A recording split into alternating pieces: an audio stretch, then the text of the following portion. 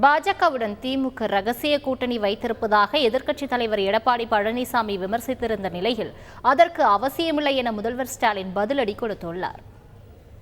திராவிட முன்னேற்ற கழக ஆட்சி இருக்கின்ற பொழுது, பொன்மனச்செம்மல் புரட்சித் தலைவர் எம்ஜிஆருடைய நூற்றாண்டு வருகின்ற பொழுது அதை கொண்டாடுகின்ற விதமாக நாங்களும் 100 ரூபா நாணயம் வெளியிட்டோம்.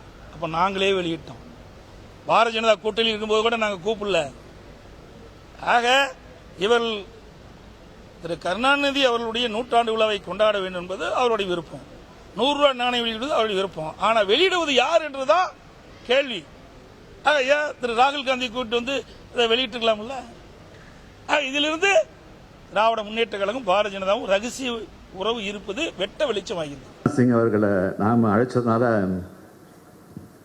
ஏதோ பாஜகவோட நம்ம உறவு வச்சுக்க போறோம் அப்படின்னு ஒரு செய்தியை கிளப்பி விட்டுருக்காங்க. திட்டினாலும் திமுக தான், வாழ்த்தினாலும் திமுக தான்.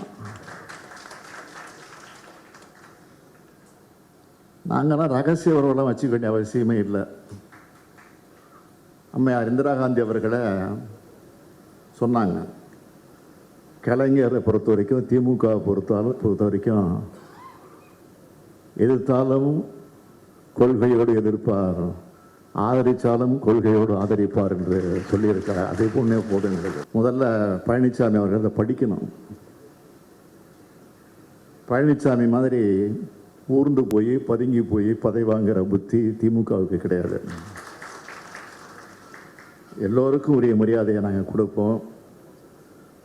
அதுக்காக நிச்சயமாக சொல்கிறேன், உறுதியாக சொல்கிறேன், அண்ணா மீது ஆணையிட்டு சொல்கிறேன், நமக்கென்று இருக்கக்கூடிய உரிமையை ஒரு நாளும் விட்டு கொடுக்க மாட்டோம். செய்திகளை உடனுக்குடன் தெரிந்து கொள்ள உடனே சப்ஸ்கிரைப் பண்ணுங்க.